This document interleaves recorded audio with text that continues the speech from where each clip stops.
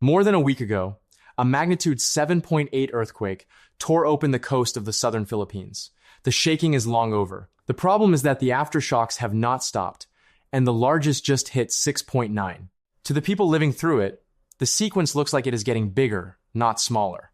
In the next few minutes, I will show you exactly what these aftershocks mean, why one of them could matter more than the quake itself, and the part of this story nobody is reporting.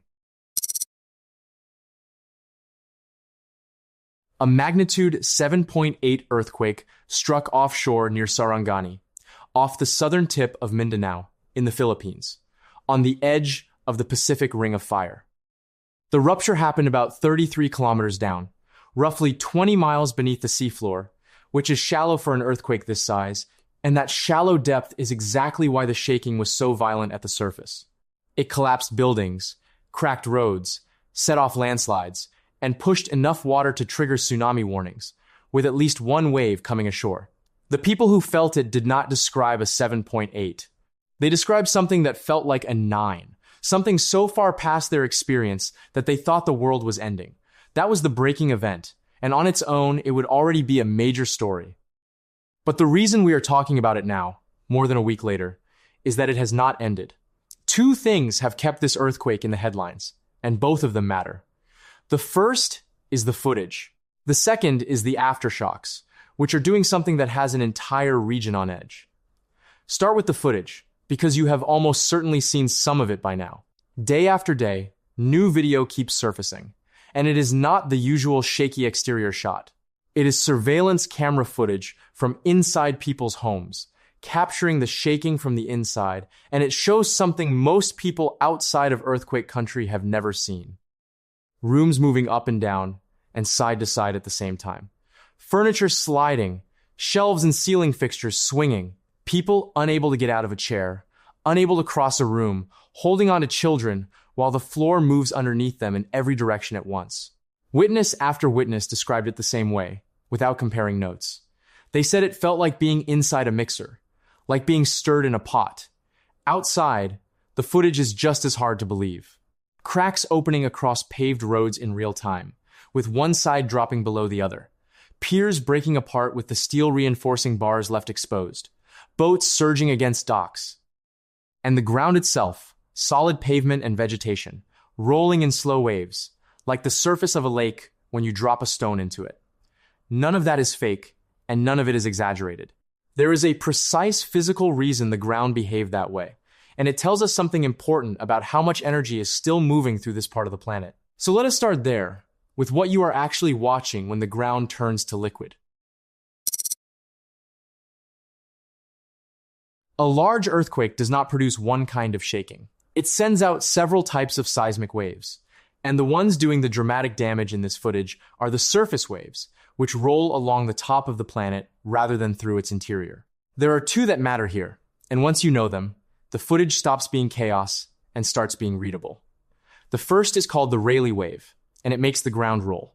As it passes, the surface moves in a circular, up and forward and back motion, exactly the way a floating object bobs as a wave crosses water. That is the rolling road. That is the rippling vegetation.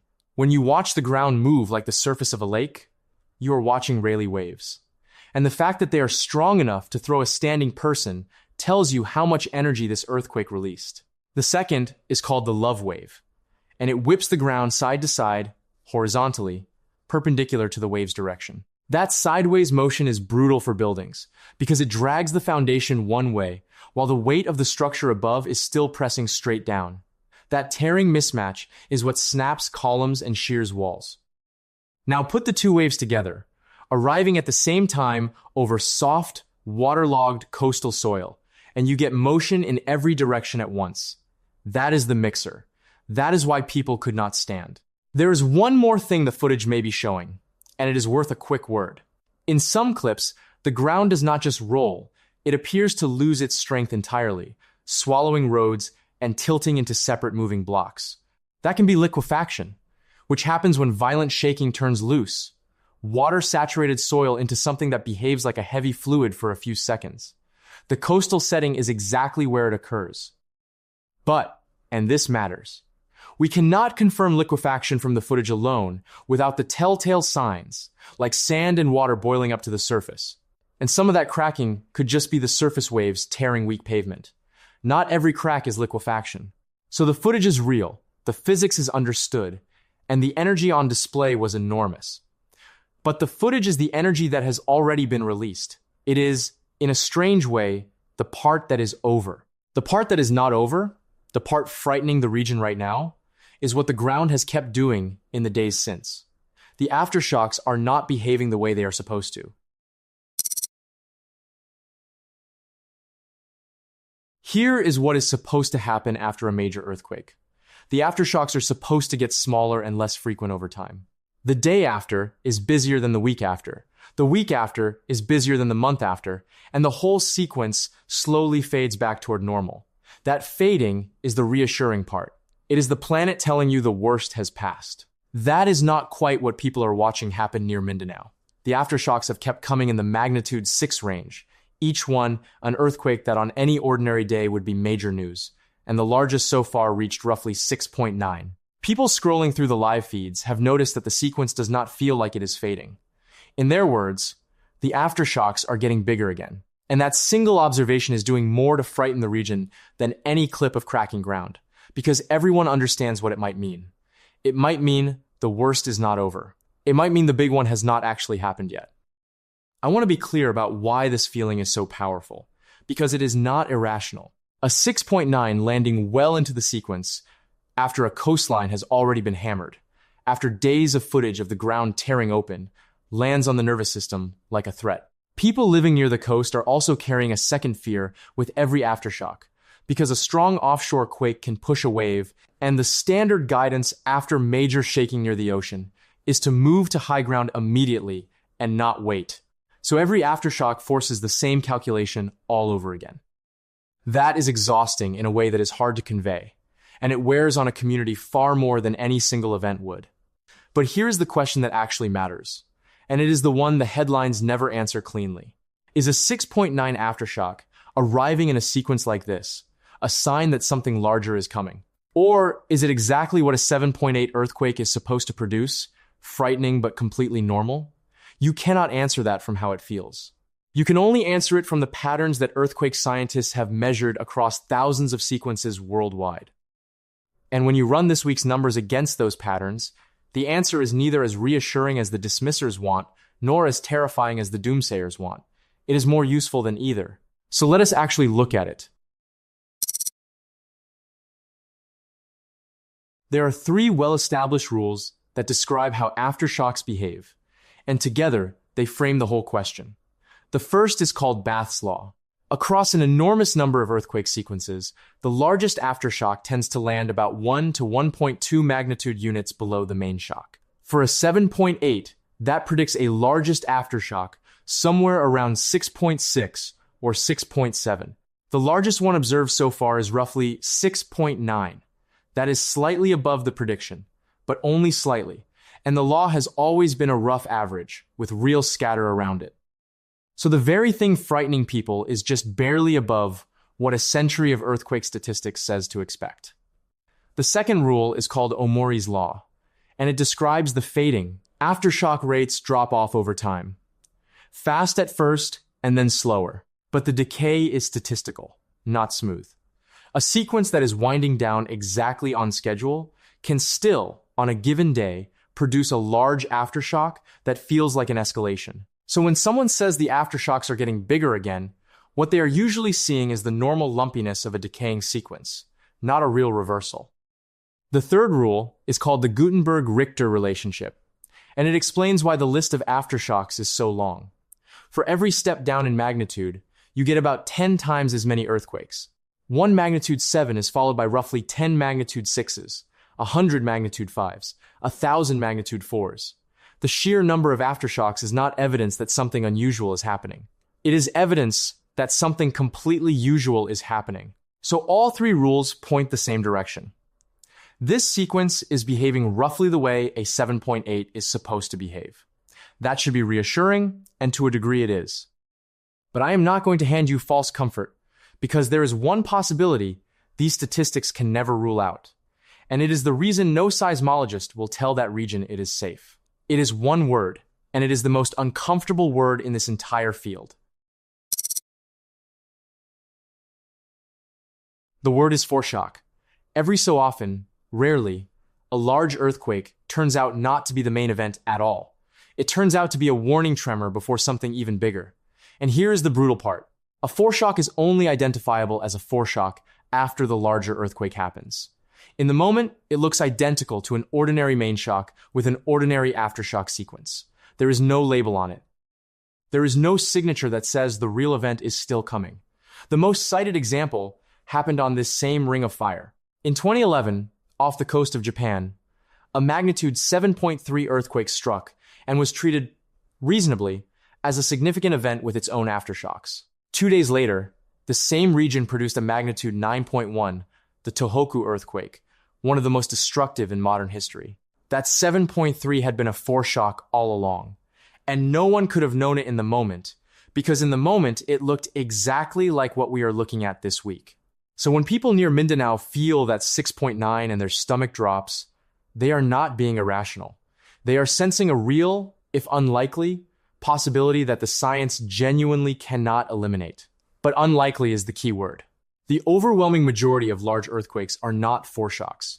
Only a small fraction, very roughly 1 in 10 to 1 in 20, depending on how you count, are followed by something larger. The honest position is to hold both truths at once. This sequence is most likely winding down normally, and it cannot be declared safe, because no one can read the future of a fault. That is not a satisfying answer, and it is not supposed to be. It is the real one. The way you live with that kind of uncertainty is not prediction, because prediction is not possible. It is preparation. And that brings us to the bigger picture, because Mindanao is not shaking alone. Across the region, other earthquakes have been firing in the same window, and a lot of people have decided that cannot be a coincidence. So let us deal with that idea directly, because it is the part of this story that is being read most wrong. Pull back from the Philippines and look at the wider region over the same stretch of days. There was a magnitude 6.7 near Palu in Indonesia. Activity has been stepping south down the Java Trench, with a magnitude 5.1 on its eastern end. New Zealand lit up with a cluster of magnitude 4 events. China registered a magnitude 6.3, well inland. Put all of that on one map in 1 week, and it is genuinely hard not to feel like you are looking at something coordinated. Like the ring of fire is lighting up section by section, one event triggering the next. The instinct is understandable, but the physics does not support it. Earthquakes can influence each other, but only within strict limits. There is static stress transfer, where a rupture loads nearby faults, but it acts over distances comparable to the rupture itself, tens of kilometers, not across an ocean. And there is dynamic triggering, where the passing seismic waves nudge a distant fault that was already on the edge of failure. That one is real, but it produces small, near-immediate events, not delayed great earthquakes thousands of kilometers away. Neither mechanism can connect Mindanao to New Zealand. These are separate fault systems, each releasing its own strain on its own schedule, linked by geography and timing, not by cause. There's also a wider claim circulating that the whole planet is shaking more than it used to. The numbers do not support that either. This year has produced about 64 earthquakes of magnitude 6 and above, with 6 in the magnitude 7 range. The long-term average is roughly 15 magnitude 7s every year, so 6 by this point in the year is right on pace, not a surge. The planet feels like it is shaking more because we now see every earthquake everywhere, filmed from inside people's homes within minutes. The cameras multiplied, the earthquakes did not. And then there is the theory that keeps coming back every time the ground gets restless, that the sun is triggering the earthquakes. This week is the cleanest test of that idea you could ask for, and it fails. The Earth is producing this run of quakes while the sun sits at a quiet minimum, with low activity and nothing aimed our way. If solar activity drove earthquakes, this is exactly when we would expect a lull. Instead, the sun is quiet and the Earth is busy, the opposite of what the theory predicts. So clear away the coordinated cascade, the global surge, and the angry sun, and you are left with the one concern that is actually real, and it is hiding in plain sight. Look at the map one more time, but this time look at where the earthquakes are not. Run your eye north from the southern Philippines, past the active zone, up toward Manila, toward Taiwan, and into the stretch of seafloor off Japan called the Nankai Trough. That entire corridor is part of the same system of converging plates. It is under the same relentless stress. It is fully capable of producing enormous earthquakes. And right now, while everything to the south of it is breaking, that corridor is quiet. To most people, quiet sounds safe. To anyone who studies these faults, a long stretch of stressed plate boundary that has gone quiet is the most dangerous thing on the map. The reason is something called a seismic gap. The plates are always moving, always loading the faults with stress. A locked fault does not release that stress. It absorbs it year after year, building up an enormous reservoir of stored energy, staying silent the entire time until it finally fails all at once. The silence is not the absence of danger. The silence is the danger accumulating. The Nankai Trough is the clearest example on Earth.